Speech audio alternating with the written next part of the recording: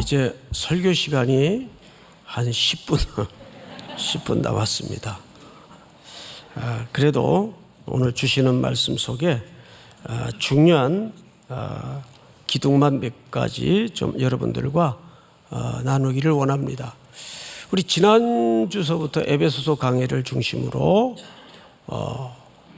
제목이 뭐였죠? 지난주? 누구의 드라마로 살 것인가? 누구의 드라마를 살 것인가? 뭐 같은 얘기겠죠? 자, 이 세상에는 원래 하나님이 써놓은 계획하신 드라마가 있었어요. 그런데 죄가 들어오면서 공중 권세 잡은 자들이 써놓은 드라마가 들어오기 시작합니다. 그러면서 그들이 만들어낸 게 뭐냐 하면 세상 풍조를 만들어 놨습니다. 여기에 딱하게도 하나님의 백성들마저도 경계선을 분별하지 못하고 모호하게 양쪽에 다리를 걸치고 세상 드라마의 각본대로 공중 권세 잡은 자의 조력자로서 그 역할로 살아가고 있는 우리 모습을 보았습니다. 이제 죽었던 너희들을, 이것이 우리의 현실적인 문제였어요. 생명의 나라로 옮기셨습니다. 그래서 우리의 장소, 삶의 무대는 완전히 달라졌어요. 그리스도 안이라는 새로운 무대로 옮겨졌습니다. 믿습니까? 자, 이제 오늘은 제목이 새로운 대본이에요. 새로운 대본. 탤런트들이나 또 배우들이 제일 설레는 때가 언젠가 하면 새로운 대본을 받을 때, 새로운 대본을 받을 때. 그 다음 궁금한 게 뭘까요? 나는 어떤 배역을 이번 드라마를 통해서 맡게 되는가? 그리고 내가 설 무대는 어디인가? 이렇게 각자 배역을 알아가게 됩니다. 자, 드라마 슛 들어가기 전에 배우들이 꼭 먼저, 탤런트들이 꼭 먼저 하는 일이 있죠. 대본 리딩을 합니다. 대본 리딩을 통해서 내가 이번 드라마에 캐스팅이 됐는데 내가 이번 드라마에 맡을 역할은 이 역할이구나. 근데 할머니 역할을 맡았어요. 예를 들면. 근데 늙게 화면에 보여지는 것이 너무 싫어서 자꾸 메이크업 해준 대로 있질 않고 감독이 안 보는 새에 자꾸 지워요. 이렇게. 예? 실제 옛날에 그런 일들이 많았대요. 트로이카 시대라는 시대가 있었죠. 여배우 3명이 전성기였던 한 60, 70년대 이야기인데 이 3분이 영화나 드라마에 캐스팅만 되면 감독들이 아주 애를 먹었답니다. 자꾸 지워가지고 조금 더 젊게 보이려고. 그거는 배역으로서 옳은 태도가 아니죠. 우리에게도 각자 배역이 있단 말이에요. 그래서 오늘 에베소서 1장에 보면 하나님의 뜻을 따라라는 말이 있어요. 하나님은 하나님의 드라마에 사실상 작가요, 연출가입니다. 그런데 그 뜻을 분별하는 것이 아주 중요한데 그걸 우리가 대본 리딩하는 순서라고 또 말씀을 듣는 순서라고 표현할 수 있겠죠. 자, 그런데 오늘 본문 첫 구절이 이렇게 시작이 됩니다. 찬송하리로다. 하나님 곧 우리 주 예수 그리스도의 아버지께서 그리스도 안에서 하늘에 속한 모든 신령한 복을 우리에게 주시되 이렇게 돼 있어요. 두 가지를 기억하십시오. 첫째는 그리스도 안에서, 여기가 우리가 옮겨진 새로운 삶의 무대입니다. 새로운 무대예요. 과거에는 그리스도를 알지 못했을 적에 어떻게 살았죠? 세상 무대에서 공중 권세 잡은 자들의 조력자가 되어서 그들에게 부역하는 삶인지도 모른 채 그렇게 살았어요. 근데 사망에서 그리스도의 피, 구속의 죽음으로 생명의 자리로 옮겼습니다. 그리스도 안에서. 그래서 사도 바울이 헬라 말로 성경을 쓸 때 가장 큰 중심 주제가 뭐냐 하면 엔 크리스토스, 그리스도 안에서. 정말 그런 것 같아요. 살면서 어떤 복잡한 문제, 난해한 판단 앞에 내 삶이 던져졌을 때 딱 하나만 기억하세요. 이 판단의 근거가 그리스도 안에서 이루어지는 생각인가? 그리스도 안에서, 그리스도 안에서 내가 하는 행동일까? 전부 이 갈래길 앞에 우리가 서게 됩니다. 그래서 바울의 전 인생의 중심 주제는 그리스도 안에서 하나님의 뜻을 따라. 그런데 첫 마디가 뭐냐 하면 형용사로 이렇게 돼 있어요. 제가 이걸 일부 때는 명령어라고 잘못 얘기해가지고 찬송하리로다, 이게 형용사예요. 이 말은 하나님을 그렇게 경탄하게 될 것이다, 하나님을 칭찬하게 될 것이다, 하나님을 기뻐하게 될 것이다.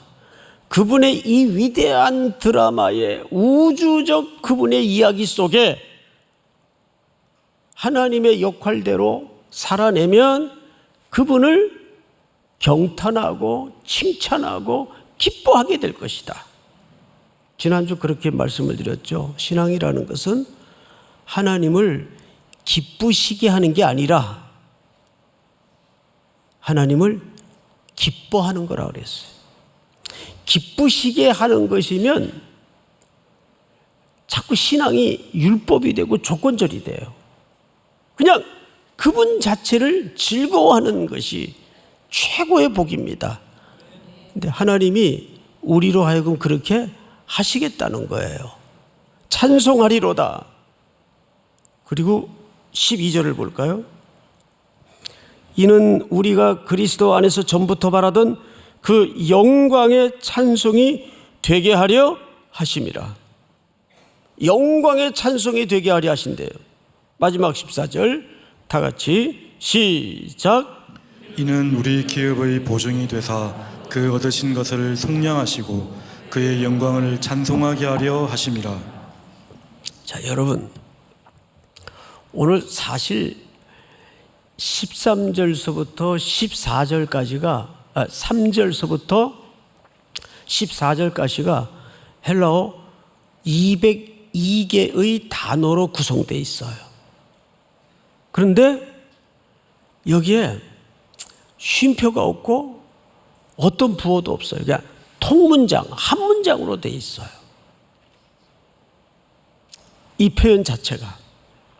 그래서 어떤 학자가 그렇게 얘기를 합니다. 바울이 하나님께로부터 계시를 받다가 너무 그 계시의 오묘함, 경이로움, 우주적 하나님의 드라마와 서사가 놀라워서 이거를 다 표현할 길이 없어서 마치 어떤 어린 애가 밖에 나갔다가 어마어마한 광경을 경험하고 겪고 들어오면 엄마한테 어떻게 얘기합니까? 아주 육하 원칙에 근거해서 논리적으로 그렇게 설명합니까? 엄마. 그 지난번에 엄마랑 갔던 데 있지? 거기 내가 누구를 봤는데 말도 마. 이런 식으로 애가 뒤죽박죽 막 숨가쁘게 막 쏟아내요. 근데 마치 지금 우리가 읽었던 이 본문은 바울의 그 하나님에 대한 계시의 내용을 통해서 그런 경험을 하는 거예요. 근데 그 총 주제가 하나님을 노래케 하고 찬송케 하라는 거예요. 우리가 찬송의 동의어가 뭐라고 배웠죠? 찬송의 동의어. 찬송의 동의어는 매년 한 번씩 말씀드릴게요. 잊어버리지 마세요. 감사해요. 그분을 칭찬하는 거예요. 그분을 노래하는 거예요. 그래서 감사, 찬송 같은 개념이에요. 우리 다음 주 이제 CCC 찬양 축제를 합니다. 하늘의 축제가 이 공간에서 연습되어지고 조금이라도 우리가 맛보는 시간을 가질 겁니다. 자, 그러면 우리 인생이라는 것은 다윗의 예를 들어보십시다. 성경에 보면 다윗을 가리켜 이렇게 소개했어요. 노래 잘하는 자. 전 성경 어디를 봐도 다윗이 성악을 전공했거나 노래하는 대목을 시어로는 많이 봤지만 들어본 적이 없어요. 근데 노래 잘하는 자로 그의 인생의 끝에 그를 정의합니다. 굉장히 중요한 표현이에요. 노래 잘하는 자. 저도 정말 노래를 잘하고 싶어요.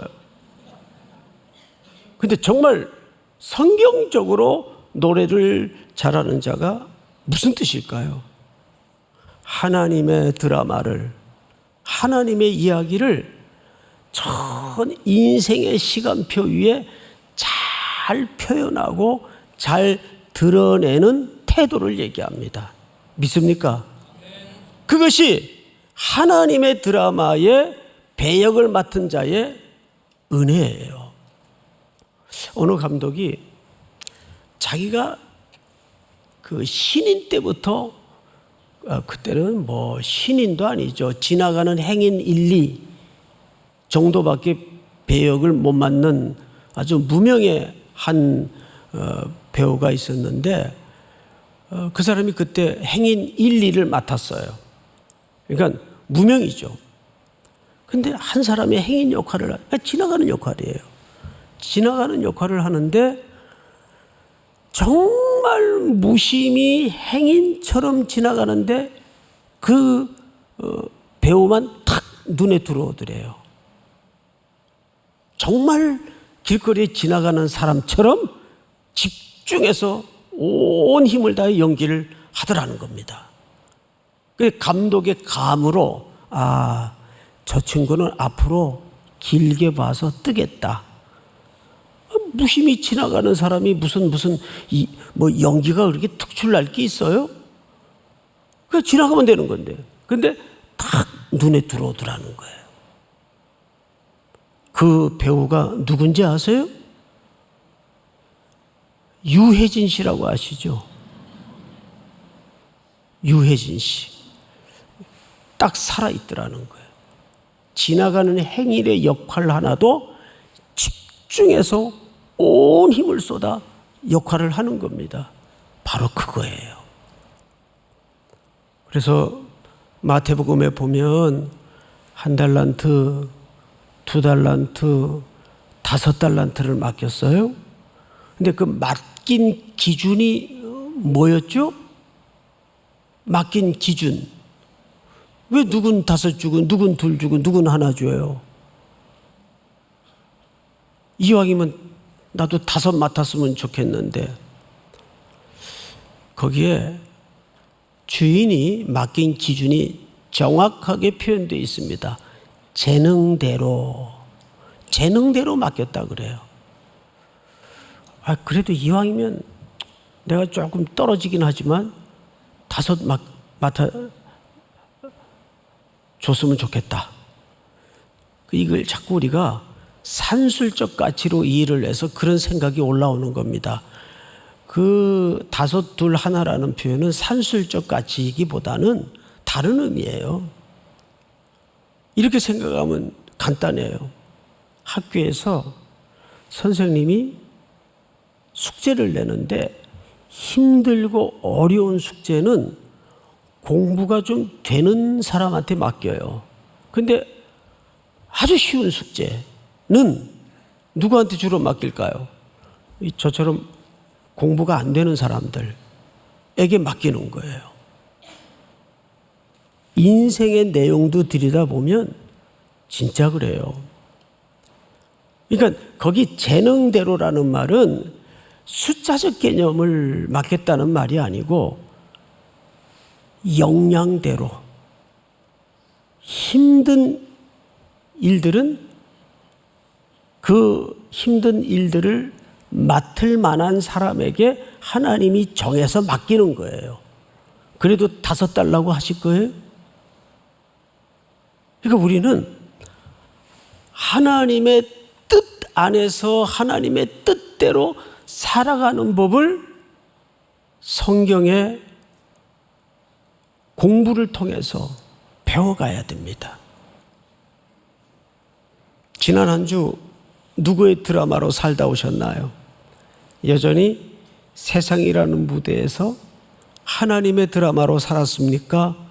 공중 권세 잡은 자의 조력자로 살았습니까? 이제 우리는 오늘 새로운 대본을 받았어요. 이제 이 대본을 공부하고 묵상하면서 이 대본 속에 나의 역할은 무엇인가? 이건 운명론이나 숙명론하고는 다른 문제입니다. 내가 감당하고 순종해야 될 역할은 무엇인가? 거기에만 집중하다 보면 세상 풍조가 만들어낸 비교와 또는 경쟁에서 자유로울 수가 있는 겁니다. 믿습니까? 그러니까 자녀들에게도 똑같은 관점에서 자녀들을 대해야 돼요. 자꾸 세상의 풍조에 따라서 경쟁시키고 너 그러면 도태된다. 너 이래가지고 인간구실 하겠냐. 이렇게 거의 욕보다 더 지독한 말을 쏟아낸다면 그 아이가 어떻게 자라겠어요? 그런 꾸중의 내용대로 자기 인생을 헉헉거리면서 밀어넣다가 끝에 안 되면 어려운 일을 겪게 되는 겁니다. 오늘 우리는 하나님의 대본을 받은 만큼 새로운 배역을 통해서 그리스도 안이라는 무대 안에서 또 한 주를 견실히 순종할 수 있는 은혜가 있기를 축복합니다. 우리 다 일어나십시다.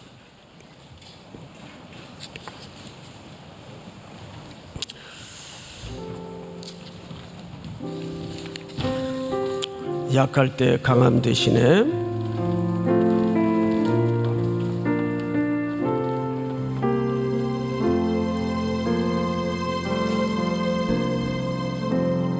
약할 때 강함 대신에 나의 보배가 되신 주 나의 모든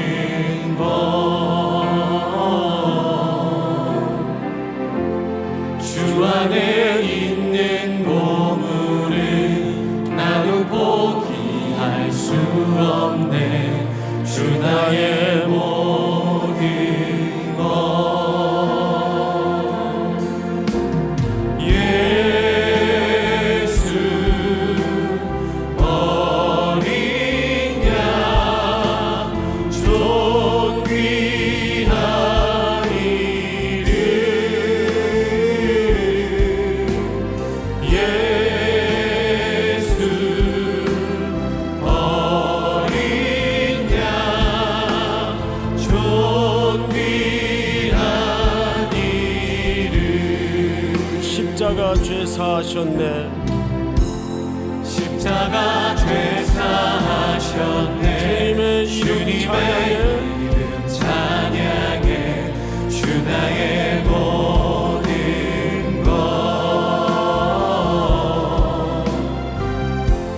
쓰러진 나를 세우고 나의 빈잔을 채우네.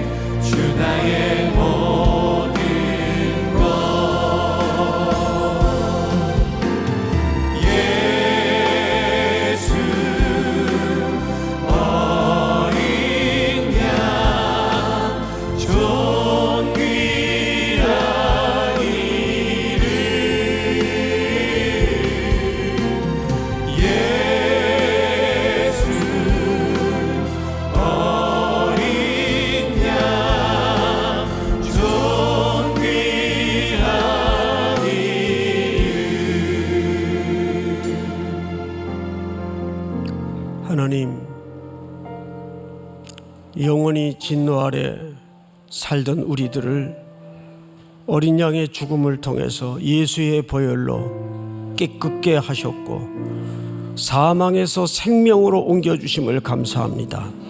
새로운 무대에 새로운 드라마로 하나님의 이야기로 살게 하여 주시옵소서.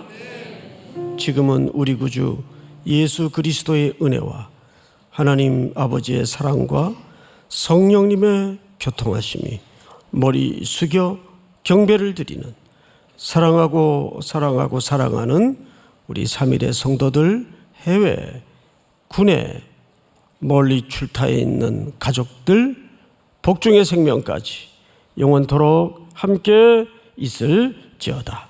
아멘.